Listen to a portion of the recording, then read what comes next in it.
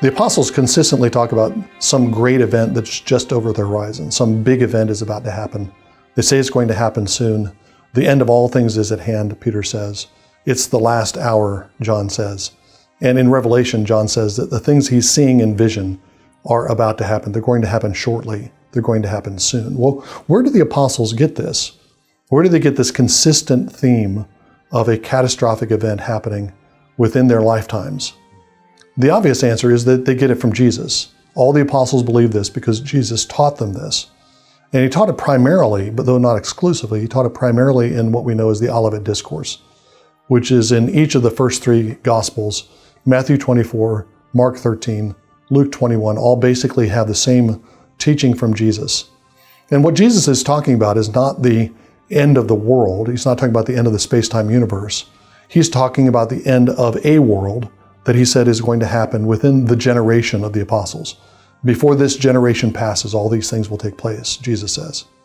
Christians sometimes get confused and they think Jesus must be talking about the end of the space-time universe because he uses language like the stars are going to blink out, the stars are going to fall from the sky, the moon is going to turn to blood, the sun is going to go black.